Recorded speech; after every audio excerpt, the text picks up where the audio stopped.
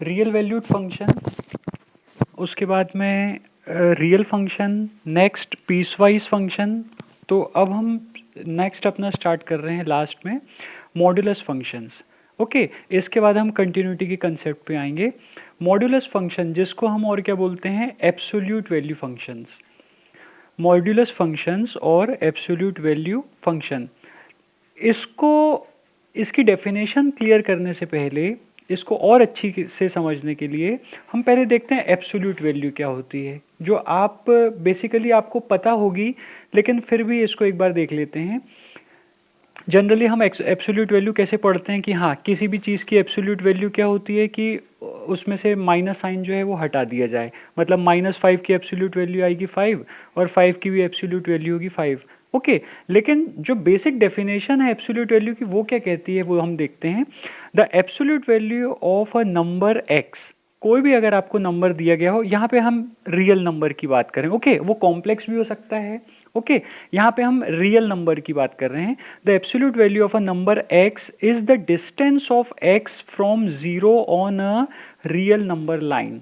तो कोई भी अगर हम नंबर लेते हैं x, ओके, और उसकी अगर हम डिस्टेंस देखते हैं किससे, 0 से, नंबर लाइन में जो 0 है उससे अगर हम उस नंबर की डिस्टेंस x की डिस्टेंस देखते हैं, तो वो जो डिस्टेंस है हमारी वो कहलाती है हमारी एब्सोल्यूट वैल्यू किसकी, इस नंबर x की। तो डिस्टेंस हम जानते हैं कि हमेशा क्या होती है, पॉजिटिव। यही रीजन है कि एब्सोल्यूट वैल्यू हमेशा क्या होती है, एक पॉजिटिव वैल्यू। जैसे हम एक एग्जांपल ले लेते हैं। सपोज कीजिए, let us take x equals to 3 suppose. तो if we take x equals to 3, तो x इक्वल्स टू 3 हमारा ये नंबर लाइन में यहाँ पे आएगा। ओके, अगर हम -3 लेते हैं, चलिए हमने क्या लिया यहाँ पे -3, तो x इक्वल्स टू -3 हमारा नंबर लाइन पे यहाँ आएगा। क्लियर? तो ये हमारी जा रही है -इन्फिनिटी और ये हमारी जा रही है +इन्फिनिटी। क्लियर? तो यहाँ से जो डिस्टेंस है, इस 0 से जो टोटल डिस्टेंस है इस -3 की, वही हमारी जो डिस्टेंस है वो एब्सोल्यूट वैल्यू कहलाती है। जैसे कितनी डिस्टेंस है ये, 1 यूनिट, 2 यूनिट, 3 यूनिट।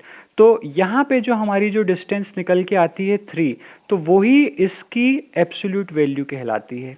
क्लियर? ऐसे अगर हम देख लेते हैं x इक्वल्स टू 3 देखते हैं, +3, तो +3 हमारा कहाँ पे आएगा, ये है हमारा x इक्वल्स टू +3 हमारा यहाँ पे है, राइट? तो अगर हम बोलें कि इसकी x इक्वल्स टू +3 की एब्सोल्यूट वैल्यू क्या है, तो एब्सोल्यूट वैल्यू क्या होगी, जो 0 है उससे डिस्टेंस इस x इक्वल्स टू 3 तक की जो डिस्टेंस है, तो वही हमारी एब्सोल्यूट वैल्यू ऑफ x कहलाएगी, राइट? तो कितनी डिस्टेंस है, 1 2 3, अगेन यहाँ पे क्या है, 3। तो क्योंकि डिस्टेंस हमेशा क्या होती है, पॉजिटिव होती है। Okay, distance is always a positive quantity. For this reason only we take और we consider the absolute value of any number as positive. Is that clear? तो किसी की भी वैल्यू जो है एब्सोल्यूट वैल्यू, वो हम डिस्टेंस मेजर करते हैं एक्चुअल में 0 से, जो कि एक नंबर लाइन में दिया है। इसीलिए जो हमारी एब्सोल्यूट वैल्यू जो आती है किसी भी नंबर की, वो हमेशा क्या होती है, पॉजिटिव। आई होप आपको ये चीज़ क्लियर हो गई होगी। अब हम नेक्स्ट बढ़ते हैं अपने एब्सोल्यूट वैल्यू फंक्शन या मॉड्यूलस फंक्शन की तरफ। देखिए, मॉड्यूलस फंक्शन को एब्सोल्यूट वैल्यू फंक्शन भी कहा जाता है। ये होता क्या है पहले देख लेते हैं। मॉड्यूलस फंक्शन और absolute value function sometimes written as absolute of x। देखिए, abs ऑफ x का कहने का मतलब ये हुआ कि ये एब्सोल्यूट वैल्यू ऑफ x है। उसको कभी कभी हम किससे डिनोट करते हैं, एब्सोल्यूट वैल्यू ऑफ x, ऐसे शॉर्ट एक्रोनिम से भी डिनोट कर देते हैं। Is a function given by f of x equals to mod of x, mod of मतलब absolute value of x, f of x equals to absolute value of x which can be defined piecewisely as। अच्छा, अब एक चीज और आपको बताऊं मैं कि हमने पिछले वीडियो में पढ़ा है पीस वाइज फंक्शन। ओके, तो जो मॉड्यूलस फंक्शन या जो एब्सोल्यूट वैल्यू फंक्शन है, वो एक बहुत फेमस पॉपुलर एग्जांपल है किसका, पीस वाइज फंक्शन का। Okay, I repeat, modulus function is a special type of piecewise function. तो आप ये बोल सकते हो कि मॉड्यूलस फंक्शन या एब्सोल्यूट वैल्यू फंक्शन जो है वो एक स्पेशल कैटेगरी का क्या है, पीस वाइज फंक्शन है। क्लियर?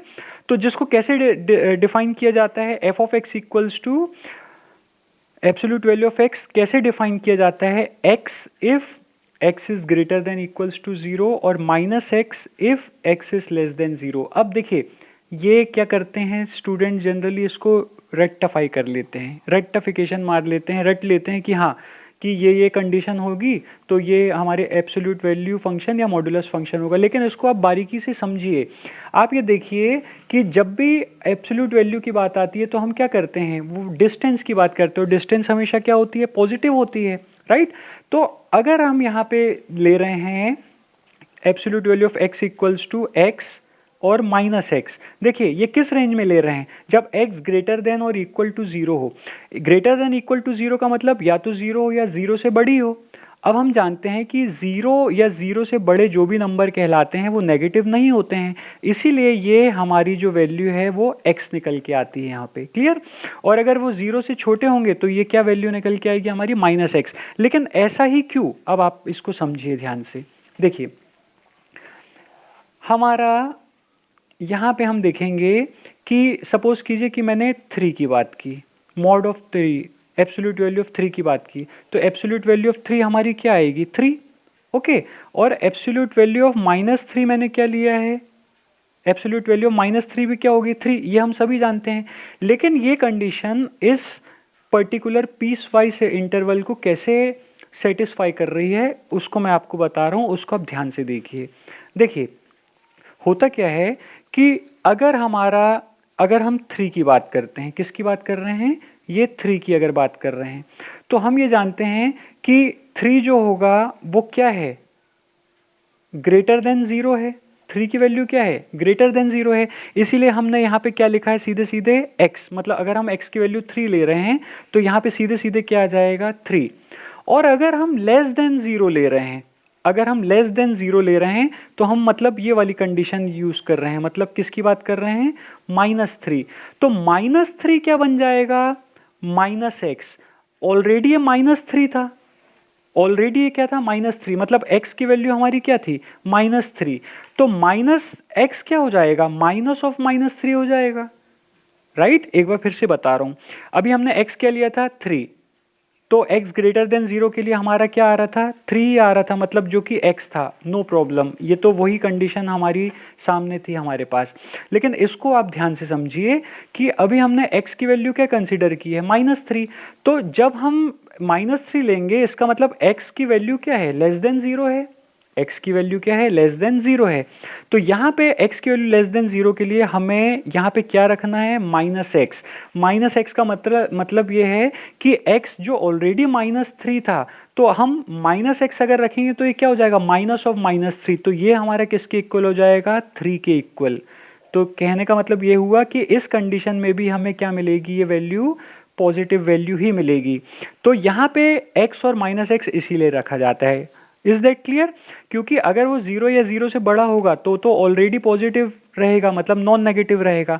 लेकिन अगर वो 0 से छोटा हुआ तो हमको वहां पे माइनस रखना पड़ेगा, क्योंकि अगर 0 से छोटा होगा तो वो नेगेटिव हो जाएगा, और माइनस इंटू माइनस क्या बना देगा, वो प्लस। क्लियर है, तो जैसे मैंने ये आपको अभी एग्जांपल बताया, तो ये आपकी एक्चुअल डेफिनेशन है कि एब्सोल्यूट वैल्यू फंक्शन होता क्या है। एफ ऑफ एक्स, जिसको हम एब्सोल्यूट वैल्यू ऑफ एक्स से भी डिनोट करते हैं, किसके इक्वल होता है, x होगा अगर x is greater than equal to 0 होगा, और -x होगा अगर वो लेस देन 0 होगा। Is that clear.